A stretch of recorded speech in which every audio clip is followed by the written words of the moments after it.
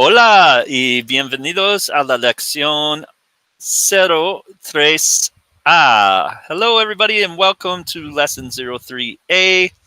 I've got my background set to Paris with the Eiffel Tower because the Olympics are going on right now as I'm recording this video over the summer.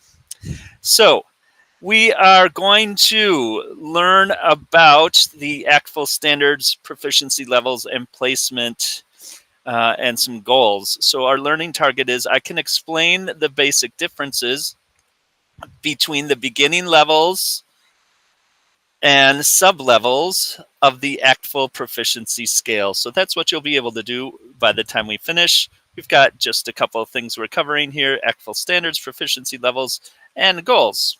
And a couple of quotes to get us started off here. Excuses make today easy, but tomorrow harder. Discipline makes today hard, but tomorrow easier. And when I lost my excuses, I found my results. All right, let's get started. So, what is ACTFL? ACTFL stands for the American Council of Teachers of Foreign Languages. This is the organization that we world language teachers use or applies to us to guide us in how to teach you world language students. Right? So they set the standards for what a world language classroom should look like. And you've already seen in the first video of this lesson the readiness standards that go with ACTFL. So we learned that there were five goal areas: communication, cultures, connections, comparisons, and communities. And we learned that there were 11 different standards: 3 for communication, interpersonal, interpretive, and presentational. Under cultures, we're relating cultural practices to perspectives and products to perspectives. Under connections, we're making connections and acquiring information in diverse perspectives. Under comparisons, we are making comparisons of the language, and we're also making comparisons of culture. And then under communities, we have school and global communities and lifelong learning. So we are going to learn just a little bit more about that today. But first, we are going to talk about proficiency levels, right? So ACTFL has this really cool chart. Sorry, take a second here to load. Let's see how big I can make this. And it's just a little too big. There we go. Okay, so ACTFL has this upside down pyramid that they use to lay out the different proficiency levels for learners of a language or speakers of a language, right? So everybody starts out at novice, beginner. You move through the intermediate stage. You get to the advanced. Some people get to superior, and very, very, very few people get to distinguished. This is like your Albert Einsteins of the world. Right? So let's take a look. What does it mean? So you can see that there's these 5 levels. The first 3 are really where the majority of humans live with their proficiency. And these first 3 are subdivided into subcategories. So for novice, there's novice low, novice mid, and novice high. Intermediate low, mid high, advanced low, mid high. So what does that mean? When you are at the low of a particular level, that means you're just beginning. When you are at the mid, that means you are at the standards for that level. And when you are at the high, that means you're starting to reach into the next level. Notice how the colors sort of fade over the line, the border line for each level. Like there's some green down here in the novice. There's some orange down here in the intermediate. There's some yellow down here in the advanced high areas, right? So it bleeds over. It means you're reaching up into those next levels, but you can't quite live there yet, right? You're visiting, but you're not living there. Okay, so what does that mean for us in Spanish 1 and 2? So novice learners, you're beginners, right? So at the low level, typically you really don't have much of anything, right? So this means you're a pure beginner.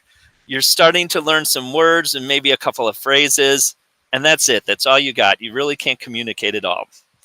When you get to the mid, and it doesn't take that long to get there, now you're starting to use some memorized phrases. You've got at least 50 or more words that you're working with. You're still probably pretty hard to understand, and you can't create with the language. And when you get to high, about 50% of the time, you're at the intermediate level. You're starting to use some sentences, and you're beginning to recombine memorized phrases. At the intermediate level, we start to communicate instead of the word level that we have at novice and needing to be prompted. Now, at the intermediate level, we're starting to communicate at the sentence level, and you're able to communicate autonomously, meaning you can start to initiate some conversations.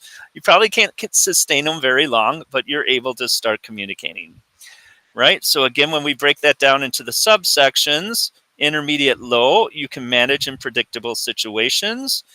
That means like everyday situations, producing at least a sentence at a time, and you can start to create personal meaning with the language. So you're not just stuck to memorize phrases anymore. You can pick what you need to communicate. When you're at the mid, you can speak in sentences no problem. You can manage informal settings and predictable situations, something like shopping or going to a restaurant. And when you're at the high, again, we're starting to reach up into that advanced level, but we can't live there yet. We're starting to describe and narrate in all time frames, past, present, future. And we're starting to get to paragraph length discourse, meaning kind of like what I'm doing. I'm kind of going on and on. I've got a whole chunk of information that I'm giving you. Right, so that's pretty much where we are at. And then when you get to advanced, you're at paragraph level, and your language starts to polish, right? So for beginner Spanish 1 and 2, we are all living in the novice and the intermediate range. Now, one other thing I want to point out to you, the reason this pyramid is upside down is that it sort of represents how gaining proficiency works, right? So you can see at the bottom, the novice, it doesn't take very long to move from novice low up to novice mid or novice high, right? But you can see the levels start to get deeper as we move up, and they also get wider. So that is a representative of how much time it is taking and how much sort of language it is taking to get there, right? So it's real easy and quick to move from having nothing to memorizing some 25, 50 words, 50 plus words, and some sentences, right? By the end of this year, if you are in Spanish 1, almost all of you are going to be living up here at the novice high, no problem. But as we start moving up through the intermediate, it starts to take a little longer to go up through there. Okay, so now that we have an idea of what the ACTFL chart looks like and represents, let's take a quick look at what is sort of expected. So for Spanish 1, I've got you coded here in this sort of orangey beige color, and Spanish 2 in the blue. So at the beginning of the year, typically, if you are a Spanish 1 student, your skills are in the novice low to novice mid. Some of you are coming in with a little bit of Spanish already. Some of you are brand new, learning for the first time. You can't say anything or much of anything. My Spanish 2 folks from last year, most of you finished the year at novice high. Some of you still down here at novice mid. Our middle of the year goal is that Spanish 1, you're going to be at the novice mid level already. That should be no problem to hit that. And for my Spanish 2 folks, you are aiming to reach the intermediate low. So you're working at sentence level is what you're able to do. And then end of year goal is novice high for my Spanish 1 and intermediate mid for Spanish 2. Now, mind you, or remember that this is what you can do independently, right? This is from your brain without resources. Some people will move faster, some people will take more time. All right, let's finish out then with the last thing I want us to take a look at, and that is this document here, which you're going to be referencing all year. So it's titled the World Language Readiness Standards Student Version. So I've taken all that information that you've gone over in the last video and what we've just covered real quickly now, along with our goals, and I've plugged it all into this resource sheet for you. We're going to be using this to help monitor our progress this year and to guide us in our reflections that we'll be doing. So on the first page, I've got your middle of year and end of year goals. Notice I've got it color coded by sort of parts. So let's just take a look at the novice mid. So middle of year novice, Spanish 1, folks, you are aiming for in-text conversations and presentations on topics and settings of high familiarity, predictability, and interest to students, relying upon practiced or memorized words, phrases, and some sentences, supported by repetition, visual aids, and gestures, using the target language exclusively or almost exclusively with appropriate linguistic scaffolding, that means help and resources, students will fully and consistently communicate in such a way that speakers of the language who are accustomed to engaging with language learners often understand, and in ways which demonstrate a basic understanding of cultural norms. For my Spanish 2 folks, right, you're aiming for intermediate low. Notice how those same sort of targets change in what you're going to be doing.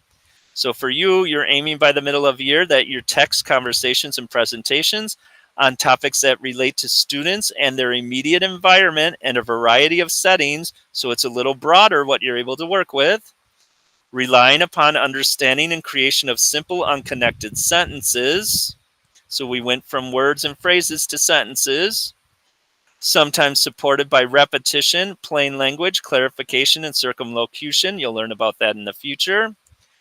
Using the target language exclusively or almost exclusively with appropriate linguistic scaffolding.